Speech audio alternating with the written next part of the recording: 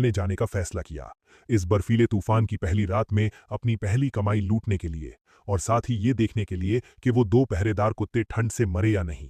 मैंने पूरी तरह से pack nano heating combat suit पहन रखी थी और मैं पश्चिमी इलाके के बंजर मैदान में चल रहा था। आगे 50 मीटर की दूरी पर वो ज़ॉम्बी कुत्तों का झुंड गार्ड हाउस के चक्कर काट रहा था। कुल 7 कुत्ते थे। मैंने अपनी सांसें कंट्रोल की और बर्फ के ढेर के पीछे से तेजी से बाहर निकला। पहला ज़ॉम्बी कुत्ता अभी भी गार्ड हाउस पर गुर्रा रहा था। उसे कुछ समझ ही नहीं आया और मेरी कुल्हाड़ी उस तक पहुंच गई। एक भारी आवाज के साथ मेरी टैक्टिकल कुल्हाड़ी ने उसके सख्त सिर को फाड़ दिया। Killed level 1 zombie dog, experience +10। इस आवाज ने तुरंत बाकी 6 खूंखार कुत्तों को चौंका दिया। सबसे बड़ा ज़ॉम्बी मैस्टिफ, जो उनका लीडर था, उसने झटके से अपना सिर मोड़ा। खौफनाक रोशनी से चमकती उसकी आंखों ने मुझे घूर कर देखा। उसने अपने पिछले पैरों से धक्का दिया और उसका भारी भरकम शरीर किसी टैंक की तरह मेरी तरफ टकराने के लिए दौड़ा। जब वो मुझसे सिर्फ आधा मीटर दूर था, मैंने अपना बायां हाथ उस मैस्टिफ के पैरों के नीचे की जमीन की तरफ किया। स्टोर। उसी पल उस कुत्ते के नीचे की 2 मीटर चौड़ी बर्फ और जमीन पलक झपकते ही गायब हो गई। उस मैस्टिफ के नीचे की जमीन खिसक गई और वो सीधा उस गड्ढे में जा गिरा। अगर तुम्हें बर्फ पसंद है तो ये लो मौत। मैं तुरंत उसके पीछे उस गहरे गड्ढे में कूद गया। मेरे हाथों में मौजूद टैक्टिकल कुल्हाड़ी हवा में लहर की तरह घूमी। कुल्हाड़ी का ब्लेड सीधे उस मैस्टिफ की कमजोर गर्दन पर जा लगा और एक खौफनाक कुत्ते का सिर कटकर जमीन पर गिर गया। Killed level 1 zombie dog, experience +10। ये बाहर आ गया। मेरे दिल में एक खुशी दौड़ गई। मैंने नीचे बैठकर अपनी घिन को दबाते हुए उस मैस्टिफ के सिर के अंदर हाथ डाला। जल्द ही मैंने एक नाखून के आकार का क्रिस्टल बाहर निकाला, जिसमें से एक हल्की लाल रोशनी चमक रही थी। यही है इस एपोकलिप्स की सबसे कीमती करेंसी। कोर्स ज़ॉम्बी की ताकत का सोर्स है और इंसानों के एवोल्यूशन की चाबी भी। गड्ढे के ऊपर बचे हुए 5 ज़ॉम्बी कुत्ते अभी भी जोर जोर से भौंक रहे थे, लेकिन वो गड्ढे के डर से नीचे नहीं आ रहे थे। मैंने अपना सिर उठाया और मेरे चेहरे पर एक बेरहम मुस्कान थी। घबराओ मत, एक एक करके आओ, तुम सब मेरे एक्सपीरियंस पॉइंट्स हो, मैंने दिमाग में सोचा और अपने स्पेस से एक मॉडिफाइड नेल गन बाहर निकाली। अगले 5 मिनट तक मैं गड्ढे के अंदर खड़ा होकर निशाना लगाता रहा, जैसे कोई टारगेट प्रैक्टिस हो। लड़ाई खत्म होने के बाद मैं गहरे गड्ढे से बाहर निकला। मैंने सारी लाशों को चेक किया। किस्मत अच्छी थी, उन 7 कुत्तों ने मिलकर मुझे 3 कोर्स दिए। सिस्टम एक्सपीरियंस बार अब 45% तक पहुंच चुका था। कोर्स को सिस्टम स्पेस में फेंक कर मैं गार्ड हाउस की तरफ बढ़ा। अंदर कोई नहीं था, बस बिखरे हुए पैरों के निशान थे और दीवार पर नाखूनों से खुरचकर लिखी एक लाइन थी, जिंग बुफान, तुम इंतजार करना। लगता है इनमें जिंदा रहने की काफी तड़प है। मैंने हिकारत भरी हंसी हंसी। मुझे कोई डर नहीं था कि ये 2 कीड़े कुछ बड़ा उखाड़ लेंगे। इस अपोकलिप्स में जिंदा रहना अक्सर मरने से ज्यादा दर्दनाक होता है, खासकर उन 2 लोगों के लिए जो खुद को बहुत ऊंचा समझते हैं, लेकिन जिनकी किस्मत कागज से भी पतली है। जब वो ऑफिशियल शेल्टर चले ही गए हैं, तो अब वहां की उन आशीर्वाद वाली जिंदगी का मजा लें। असल नर्क तो वही जगह है। मैं मुड़ा और मेरा साया उस बर्फीले तूफान में गायब हो गया। इस बार बाहर निकलने से मुझे सिर्फ अपनी कॉम्बैट पावर का ही अंदाजा नहीं हुआ, बल्कि एक बात और पक्की हो गई। इस दुनिया में जहां सारे नियम टूट चुके हैं, जब तक मेरे पास ताकत है, ये जगह मेरे लिए एक प्लेग्राउंड है। और मेरा अगला टारगेट शहर के बीचों बीच मौजूद फर्स्ट पीपल्स हॉस्पिटल था। वहां सिर्फ ज़ॉम्बी ही नहीं है, बल्कि वो एंटीवायरस सिरम भी है, जिसकी मुझे बहुत जरूरत है। सिरम ज़ॉम्बी वायरस का इलाज तो नहीं कर सकता, लेकिन शुरुआती दिनों में आम बुखार और इन्फेक्शंस को ठीक करने के लिए ये बहुत जरूरी है। उसी दौरान ईस्ट सिटी स्पोर्ट्स सेंटर को एक टेम्पररी शेल्टर में बदल दिया गया था। हजारों बचे हुए लोग दरवाजे पर भीड़ लगाए खड़े थे। रोने की आवाजें, गालियां और मदद की पुकारें सब एक में मिल गई थीं। हथियारों से लैस सिपाही बहुत तनाव में ऑर्डर मेंटेन कर रहे थे। लाइन में खड़े रहो, अपना टेम्परेचर चेक करवाओ, जिनके शरीर पर घाव हैं उन्हें तुरंत अलग करो। सप्लाईज लिमिट में है, हर इंसान को दिन में सिर्फ 1 कटोरी दलिया मिलेगा। जिन्हें पेट भर खाना चाहिए वो सर्च एंड रेस्क्यू टीम में ज्वाइन करने के लिए नाम लिखवाएं। जिंग किंग और चैन यू भीड़ में बुरी हालत में खड़े थे। रुको, क्या कर रहे हो तुम दोनों? एक सिपाही ने उन दोनों को लाइन तोड़ने से रोका। मैं एक अवेकनर हूं, मैं एक अवेकनर हूं। जिंग किंग को जैसे डूबते को तिनके का सहारा मिल गया। वो पागलों की तरह अपने हाथ हिलाने लगी और चिल्लाई, मेरे पास एबिलिटी है, मैं स्पेशल हूं, मुझे अंदर जाने दो, मुझे तुम्हारे कमांडर से मिलना है। अवेकनर? सिपाही हैरान रह गया। हालांकि ऊपर से ऑर्डर आया था कि स्पेशल एबिलिटीज वाले लोगों को अलग से छांटा जाए, लेकिन पिछले कुछ दिनों में बहुत सारे लोग झूठ बोलकर आने लगे थे। साबित करो, सिपाही ने रूखेपन से कहा। जिंग किंग ने गहरी सांस ली। अपनी कमजोरी और भूख से हो रहे चक्कर को बर्दाश्त करते हुए उसने सड़क के किनारे रखे एक भारी भरकम बैरिकेड पत्थर की तरफ अपना हाथ बढ़ाया। गायब हो जा। एक रोशनी चमकी और वो सैकड़ों किलो भारी पत्थर पलक झपकते ही हवा में गायब हो गया, जैसे वो कभी वहां था ही नहीं। आसपास की भीड़ में सन्नाटा छा गया। सिपाही की आंखें फटी की फटी रह गईं। उसने तुरंत अपना वॉकी टॉकी उठाया। बेस एंट्रेंस पर एक स्पेस टाइप नहीं, एक क्लियर टाइप अवेकनर मिली है, प्लीज इंस्ट्रक्शंस दे। 5 मिनट बाद जिंग किंग और चैन यू को एक गर्म ऑफिस में लाया गया। डेस्क के पीछे एक मिलिट्री कोट पहने अधेड़ उम्र का आदमी बैठा था। उसने जिंग किंग को ऊपर से नीचे तक देखा। तो तुम्हारी एबिलिटी क्लियर करने की है? डायरेक्टर वैंग के हाथ में एक पेन था। तुम कितनी बड़ी चीज को क्लियर कर सकती हो? क्या तुम जिंदा इंसानों को क्लियर कर सकती हो? 2 मीटर तक की कोई भी चीज क्लियर की जा सकती है। जिंग किंग अब थोड़ा साफ बोल पा रही थी, क्योंकि उसे आखिरकार गर्मी मिल गई थी। मैं जिंदा इंसानों को भी मार सकती हूँ। अभी रास्ते में मैंने एक म्यूटेटेड मैस्टिफ को मारा है। कमांडर, मैं कॉम्बैट टाइप टैलेंट हूँ। मुझे एक प्राइवेट कमरा चाहिए और मुझे खाने में मीट चाहिए। डायरेक्टर वैंग ऐसे हंसा जैसे उसने कोई बहुत बड़ा मजाक सुन लिया हो। Combat type? छोटी बच्ची, तुम्हें लगता है कि एक कुत्ते को मारकर तुम इनविंसिबल हो गई हो? वो उठा और खिड़की के पास जाकर बाहर ज़ॉम्बियों की घनी भीड़ की तरफ इशारा किया। अभी बाहर हजारों ज़ॉम्बी हैं। तुम्हारी वो एबिलिटी जो एक बार में सिर्फ एक को मार सकती है और कुछ बार इस्तेमाल करने के बाद तुम्हें सुन्न कर देती है, वो जंग के मैदान में कूड़े के बराबर है। जो काम एक स्नाइपर एक गोली में कर सकता है, उसके लिए हम तुम्हें मरने के लिए क्यों भेजें? जिंग चिंग का चेहरा तुरंत पीला पड़ गया, लेकिन डायरेक्टर वैंग ने बात पलटी और उसकी नजरें बाहर बर्फ से ढके रनवे पर गईं। तुम्हारी एबिलिटी राक्षस मारने के काम की तो नहीं है, लेकिन किसी और काम के लिए बहुत सही है। भारी बर्फबारी ने सारे रास्ते ब्लॉक कर दिए हैं, सप्लाईज वाली गाड़ियां अंदर नहीं आ सकती और हवाई जहाज का रनवे भी बर्फ के नीचे दब चुका है। हमें एक लाइफलाइन रास्ता साफ करना है। तुम्हारी एबिलिटी बर्फ हटाने के लिए एक गॉड लेवल स्किल है। बर्फ हटाना? जिंग चिंग को लगा जैसे किसी ने उसकी बहुत बड़ी बेइज्जती कर दी हो। मैं एक अवेकनर हूं। मैं तो वो मेन लीड हूं जिसके पास गोल्डन फिंगर है, जिसे इस एपोक्लिप्स की रानी बनना है, और तुम मुझे सफाई कर्मचारी बनाना चाहते हो? मैं नहीं करूंगी। मैं एक अवेकनर हूं। तुम लोग मेरी ऐसी बेइज्जती कैसे कर सकते हो? मैं ये नहीं करूंगी। डायरेक्टर वैंग के चेहरे की मुस्कान पल भर में गायब हो गई। यहां जो काम नहीं करेगा उसे खाना नहीं मिलेगा। चाहे तुम अवेकनर भी हो, तुम्हें काम के हिसाब से ही राशन मिलेगा। तुम चाहो तो मना कर सकती हो, लेकिन फिर वापस बाहर बर्फ में जाकर मरने के लिए दफा हो जाओ। उसने अपना हाथ हिलाया और पास खड़े 2 सिपाही तुरंत आगे आए। उन्होंने अपनी बंदूकों की नाल हल्की सी ऊपर उठा ली। चैनशू डर के मारे कांपने लगा। उसने तुरंत जिंगचिंग की स्लीव पकड़ी और उसे पागलों की तरह इशारे करने लगा।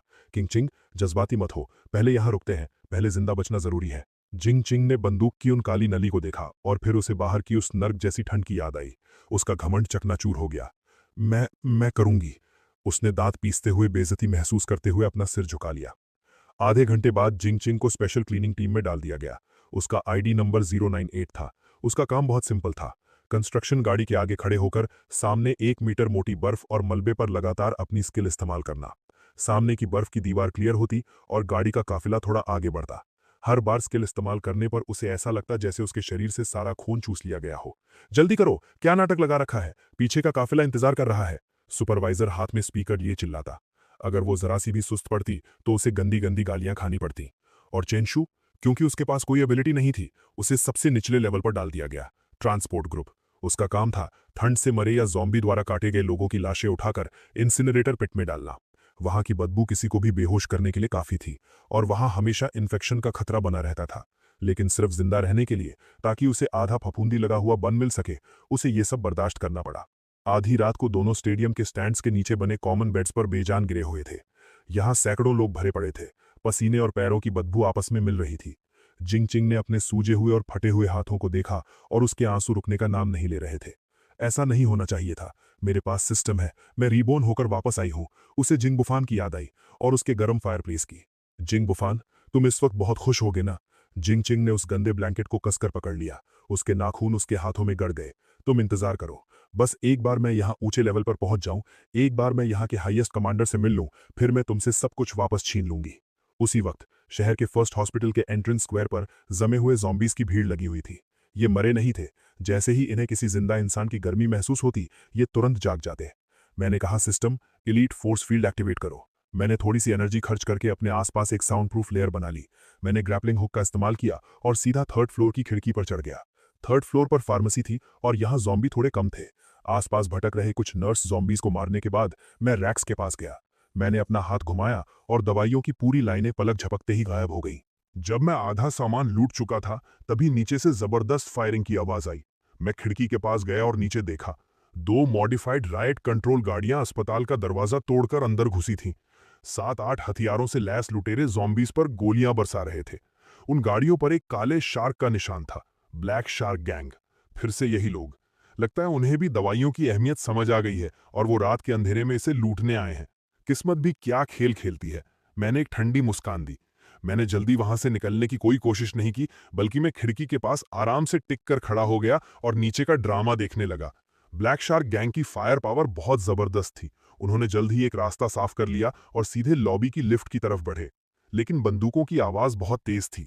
सिर्फ स्क्वायर के ज़ॉम्बी ही नहीं, बल्कि आसपास की कई गलियों के ज़ॉम्बी भी वहां खींचे चले आए।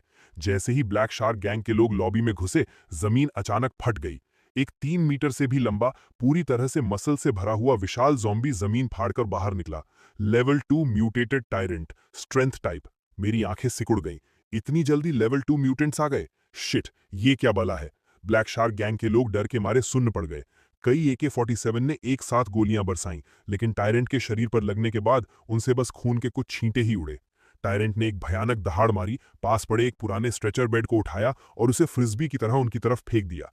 ब्लैक शार्क गैंग के 2 गुंडे वहीं कुचलकर मांस के लोथड़े बन गए। पूरा सीन कंट्रोल से बाहर हो चुका था। बढ़िया मौका है। मेरी आंखें चमक उठी। उस टायरेंट का लेवल 2 कोर सीधा मेरा लेवल अप कर सकता है, और पूरी उम्मीद है कि मुझे कोई नई एबिलिटी भी मिल जाएगी। मैं सब्र के साथ इंतजार करता रहा ताकि ब्लैक शार्क गैंग वाले उस टायरेंट की एनर्जी खत्म कर दें।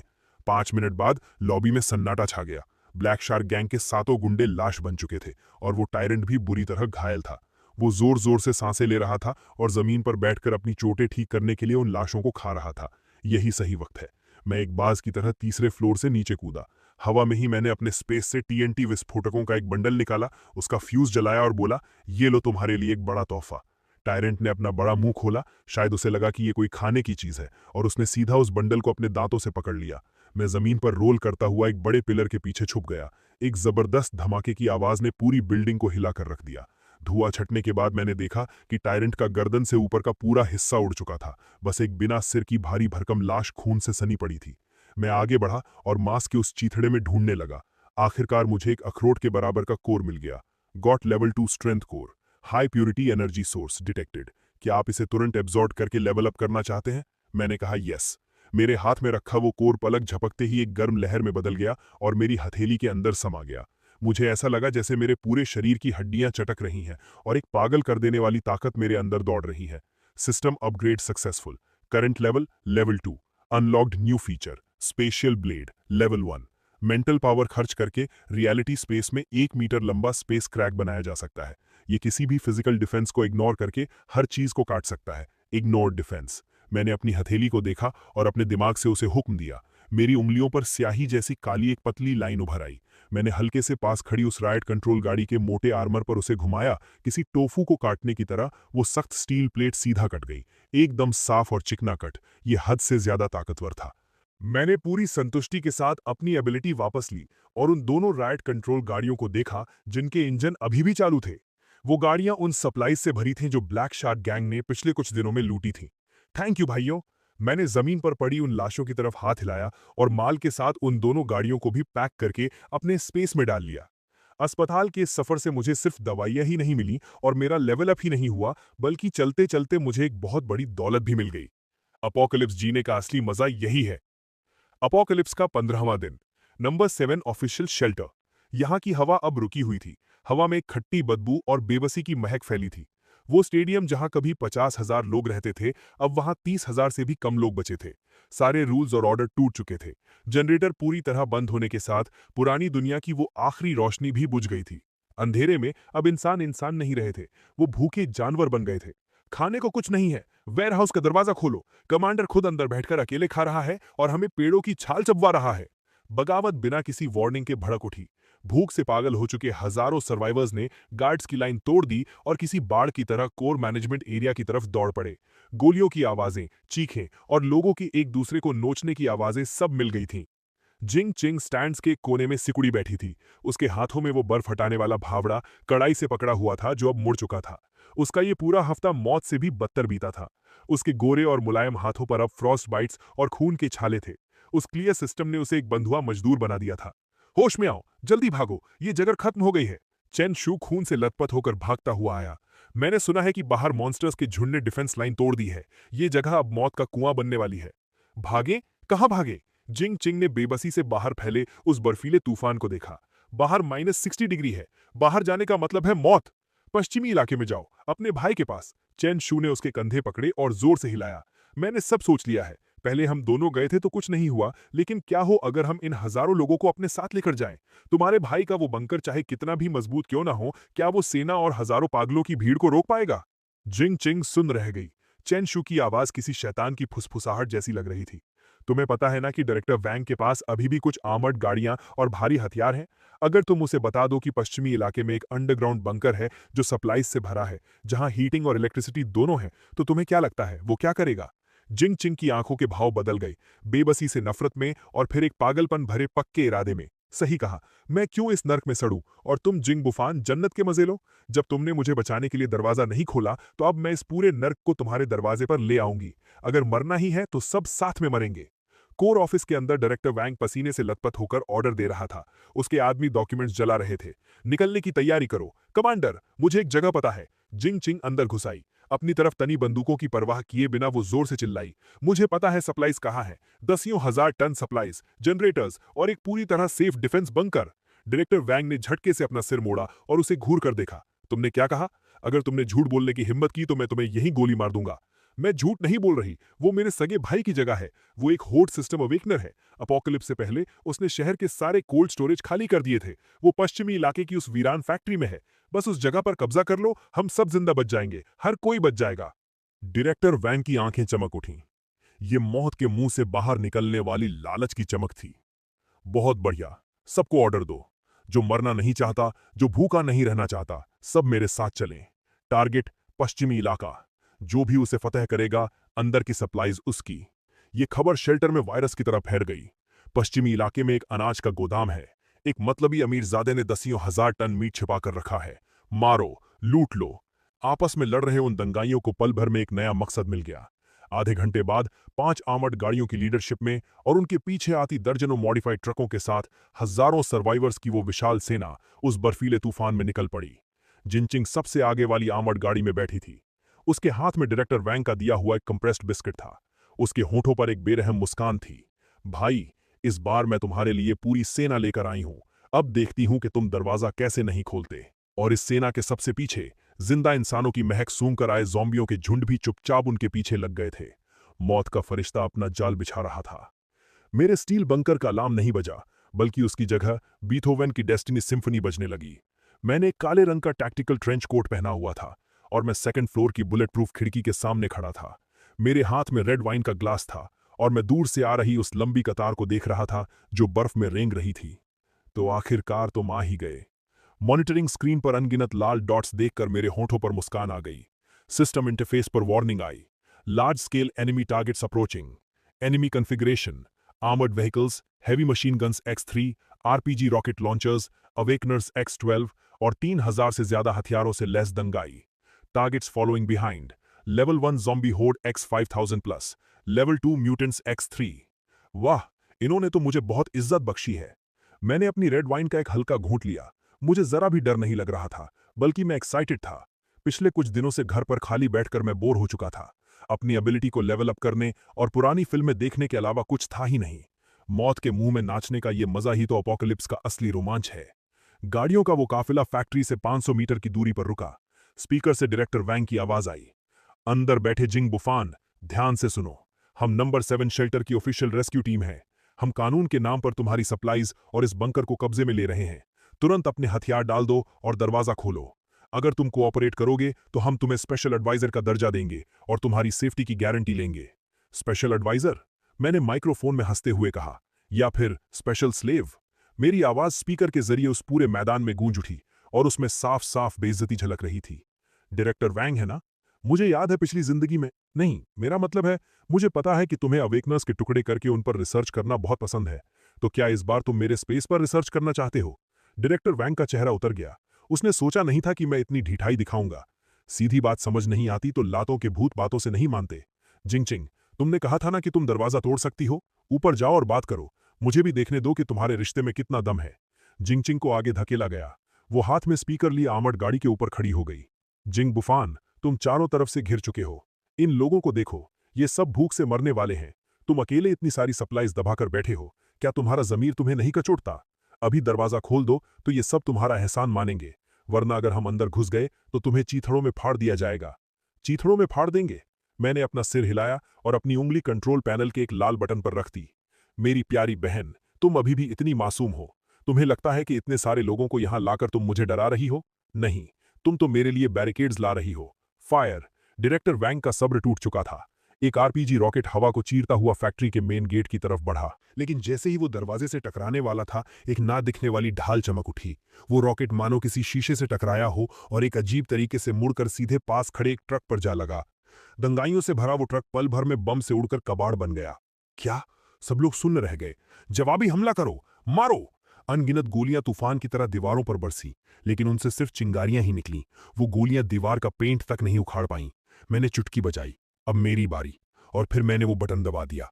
Defence system sequence 2, minefield activated. जो दंगाई सबसे आगे भाग रहे थे, उनके पैरों के नीचे की बर्फ अचानक धंस गई। सैकड़ों लैंडमाइंस एक के बाद एक फटने लगे। पूरी बर्फ पल भर में लाल हो गई और सैकड़ों लोग हवा में भाप बन गए। पीछे हटो, जल्दी पीछे हटो! भीड़ दहशत में पीछे की तरफ भागने लगी, लेकिन पीछे वाले लोग अभी भी आगे आ रहे थे। पल भर में वहां भगदड़ मच गई। ठीक उसी वक्त पीछे के बर्फीले मैदान से कान फाड़ देने वाली दहाड़े सुनाई दी। धमाकों की आवाज और खून की महक से खींचे चले आए उन हजारों ज़ॉम्बियों ने आखिरकार अपने दांत दिखा दिए। खून की उस महक से पागल होकर वो पीछे से भीड़ पर भूखे भेड़ियों की तरह टूट पड़े। ज़ॉम्बी! पीछे ज़ॉम्बी आ गए हैं! अब वो दोनों तरफ से फंस चुके थे। जिंकिंग, जल्दी अपनी एबिलिटी इस्तेमाल करके आगे के माइनफील्ड को क्लियर करो, जल्दी! डायरेक्टर वोंग की आंखें लाल हो चुकी थीं। उसने अपनी बंदूक जिंकिंग के सिर पर रख दी।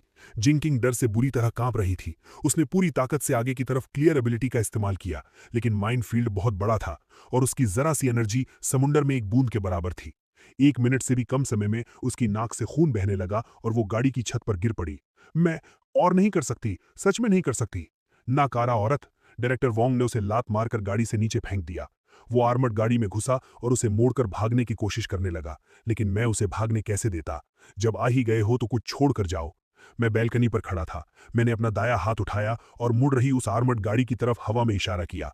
Special blade! हवा में एक साफ दिखने वाली काली दरार गुजरी, बिना किसी आवाज के। वो 10 टन भारी आर्मर्ड गाड़ी और उसके अंदर बैठा डायरेक्टर वोंग सीधे बीच से 2 टुकड़ों में कट गया। पूरे मैदान में सन्नाटा छा गया। सब उस एक वार की ताकत से खौफ में आ गए थे। क्या यही भगवान की ताकत है? चेंशू लाशों के ढेर में छिपा हुआ था। ऊंचाई पर किसी भगवान की तरह खड़े उस इंसान को देखकर उसका पैंट वहीं गीला हो गया। लड़ाई पूरे 3 घंटे तक चली। कुछ लोगों को छोड़कर जो मौका देखकर गहरी बर्फ में भाग गए, वो 3000 लोगों की सेना पूरी तरह तबाह हो चुकी थी। हर तरफ लाशें ही लाशें थीं। खून की गर्मी से बर्फ पिघली और फिर तुरंत जमकर लाल बर्फ की एक मोटी परत बन गई। ये जगह अब एक बहुत बड़े खुले कब्रिस्तान में बदल चुकी थी। ज़ॉम्बी की भीड़ का सफाया भी मैंने अपनी हैवी मशीन गन से कर दिया था। तूफान रुक चुका था। आसमान में एक फीका चांद चमक रहा था, जो जमीन पर इस नर्क को रोशन कर रहा था। मेन गेट के सामने अब सिर्फ 2 ही जिंदा लोग बचे थे, जिंकिंग और चेंशू। उनकी किस्मत अच्छी थी क्योंकि शुरुआत में ही उन्हें गाड़ी से नीचे लात मार दी गई थी और वो आर्मर्ड गाड़ी के मलबे के नीचे लाश बनने का नाटक करके छुप गए थे। दरवाजा धीरे धीरे खुला। मेरे हाथ में मेरी टैक्टिकल कुल्हाड़ी थी और मैं कदम बढ़ाते हुए उन दोनों की तरफ गया। भाई! जिंकिंग घुटनों के बल जमीन पर थी। उसका पूरा चेहरा खून से सना था और वो एक कुत्ते की तरह रेंगते हुए मेरी तरफ आ रही थी। मेरी गलती थी, मैं सच में गलत थी। मुझे मजबूर किया गया था। डायरेक्टर वोंग ने मुझे यहाँ आने पर मजबूर किया था। तुम्हें तो पता है मैं कितनी डरपोक हूँ। हाँ, उन्होंने ही हमें मजबूर किया था। जिंग बुफान, बुफान भाई, बॉस बुफान, हमारे पुराने रिश्ते की खातिर मुझे एक कीड़े की तरह जाने दो। मैं जिंदगी भर तुम्हारा कुत्ता बनकर रहूंगा। मैं उन दोनों से 2 मीटर की दूरी पर रुका। मैंने कुछ नहीं कहा, बस अपने स्पेस से एक टेबल और कुर्सियां निकाली। फिर मैंने एक लाल तांबे का छोटा चूल्हा निकाला, आग जलाई, उस पर बर्तन रखा, पानी डाला और कुछ मसाले डाले। जल्द ही वो मसालेदार खुशबू फिर से हवा में फैल गई। मैंने पतले कटे हुए मटन की एक प्लेट निकाली और बहुत आराम से उसे पकाने लगा। खाना चाहते हो? मैंने मीट का एक टुकड़ा उठाया और उस पर फूंक मारी। जिंग जिंग और चैन शू ने अपना थूक निकला। उनकी आंखों में भूख थी, लेकिन उससे भी कहीं ज्यादा खौफ था। मुझे एक बाइट दे दो, मैं तुम्हारे हाथ जोड़ती हूँ। जिंग जिंग रोते हुए गिड़गिड़ा रही थी। ये नज़ारा कितना जाना पहचाना लग रहा है ना? मैंने मीट अपने मुंह में डाला और आराम से चबाने लगा। पिछली जिंदगी में मैं भी तुम्हारे सामने ऐसे ही गिड़गिड़ाया था। उस बंद दरवाजे के पार मैंने तुमसे पानी की एक घूंट मांगी थी या सड़े हुए बिस्कुट का एक टुकड़ा मांगा था, और तुमने क्या कहा था? जिंग जिंग का शरीर कांपने लगा। उसकी बोलने की हिम्मत नहीं हुई। तुमने कहा था कि सप्लाईज काम के लोगों के लिए हैं, कबाड़ लोगों को हवा भी बर्बाद नहीं करनी चाहिए। मैंने अपने चॉपस्टिक्स नीचे रखे और उन्हें बर्फ जैसी ठंडी नजरों से देखा। आज मैं तुम्हारी वो बात तुम्हें वापस लौटाता हूं। मैं अपनी जगह से उठा। मेरे हाथ में पकड़ी टैक्टिकल कुल्हाड़ी चांद की रोशनी में चमक रही थी। चेंशु, मैंने उसे पुकारा। चेंशु को लगा कि शायद उसके लिए कोई रास्ता खुल गया है। उसने तुरंत अपना सिर उठाया। तुमने कहा था ना कि तुम जिंगजिंग से प्यार करते हो और उसके लिए जान भी दे सकते हो। चेंशु थोड़ा हिचकिचाया। उसने अपने बगल में बैठी जिंगजिंग की तरफ देखा। अगर तुम इसे मार दोगे तो मैं तुम्हें अंदर आकर हॉटपॉट खाने दूंगा और तुम्हें एक गर्म कमरा भी दूंगा। मेरी आवाज किसी लालच से भरी थी। यहां तक कि मैं तुम्हें एक एवोल्यूशन पोशन भी दूंगा जिससे तुम भी एक अवेकनर बन जाओगे। मैंने एक खंजर चेंशु के सामने फेंक दिया। ये इंसानी फितरत का सबसे बड़ा इम्तिहान था। जिंगजिंग ने खौफ में चेंशु को देखा और उसका शरीर पीछे खिसकने लगा। सीनियर, तुम ऐसा नहीं करोगे। हम एक दूसरे से प्यार करते हैं। चेंशु ने उस खंजर को देखा, फिर उसने मेरे पीछे उस गर्म और रोशन बंकर को देखा और फिर अपने सामने बैठी उस कीचड़ में सनी बेकाम औरत को देखा। उसी पल प्यार का वो नकाब पूरी तरह टूटकर बिखर गया। चेंशु ने झटके से वो खंजर उठाया और एक खूंखार जानवर की तरह जिंगजिंग पर झपट पड़ा। किंग किंग, तुमने भी सुना, बस तुम्हारे मरने से मेरी जान बच जाएगी। वैसे भी तुम्हारे पास अब कोई सप्लाईज नहीं है, तो मेरे लिए एक बार मर जाओगी तो क्या चला जाएगा। जिंगजिंग चीख पड़ी। जिंदा रहने की फितरत ने उसकी बची खुची ताकत को बाहर निकाल दिया। क्लियर। हालांकि उसकी एनर्जी खत्म हो चुकी थी, लेकिन ये वार चेंशु के हाथ में पकड़े खंजर पर लगा और वो खंजर गायब हो गया। लेकिन चेंशु तब तक जिंगजिंग के ऊपर आ चुका था। उसने अपने दोनों हाथों से उसका गला कसकर पकड़ लिया। मर जा, मर जा, मेरे रास्ते का कांटा मत बन। वो दोनों खून से सनी उस बर्फ पर आपस में गुत्थम गुत्था हो गए। दो जंगली जानवरों की तरह एक दूसरे को नोचने लगे। घिनौना, हद से ज्यादा घिनौना। मैं ठंडी नजरों से ये सब देख रहा था, जैसे कोई कॉमेडी ड्रामा चल रहा हो। जब दोनों लड़ते लड़ते थक कर चूर हो गए और हाँपते हुए जमीन पर गिर पड़े। जिंगजिंग का चेहरा बुरी तरह कट फट गया था और चेंशु की एक आंख अंधी हो चुकी थी। जबरदस्त, मैंने ताली बजाई। लेकिन मैंने तुमसे झूठ बोला था। मैं उन दोनों के पास गया और मैंने अपनी कुल्हाड़ी उठा ली। मेरे सेफ हाउस में कूड़े कचरे के लिए कोई जगह नहीं है। उन दोनों की खौफनाक चीखों के बीच मेरी कुल्हाड़ी नीचे गिरी। सफेद बर्फ पर खून की धार छूट पड़ी, जैसे बर्फ पर कोई लाल फूल खिल गया हो। इस जिंदगी का हिसाब आखिरकार बराबर हो गया। मैं एक पल भी वहां नहीं रुका। मैंने पलटकर अपना हाथ घुमाया। जमीन पर पड़ी लाशें और दूर पड़ी आर्मर्ड गाड़ियों का मलबा, सब कुछ सिस्टम के ट्रैश रिसाइकिल बिन में चला गया। दरवाजा फिर से बिल्कुल साफ हो गया। अंदर लौटकर मैं उस बड़ी सी खिड़की के पास गया और बाहर चल रहे उस खौफनाक बर्फीले तूफान को देखने लगा। दुनिया मर चुकी है, लेकिन मैं अभी भी जिंदा हूं और मैं एक शानदार जिंदगी जीऊंगा। मैंने शराब की कैबिनेट से एक विंटेज विस्की निकाली और 2 ग्लास डाले। एक ग्लास मैंने जमीन पर गिरा दिया, पिछली जिंदगी के अपने उस बेवकूफ रूप की शांति के लिए, और दूसरा ग्लास मैंने आसमान की तरफ उठाया, इस बेरहम लेकिन शानदार नई दुनिया के नाम। हेलो एपोकलिप्स, मैं जिंग बूफान हूं, यहाँ का राजा। हे दोस्तों, इस वीडियो को देखने के लिए आपका बहुत बहुत शुक्रिया। प्लीज इस वीडियो को लाइक और शेयर जरूर करें। अगर आप चाहते हैं कि हम इस कहानी को जारी रखें, तो प्लीज इस वीडियो को अपना पूरा सपोर्ट दें और ऐसी ही नई नई स्टोरीज के लिए चैनल को अभी सब्सक्राइब कर लें। मिलते हैं अगले वीडियो में।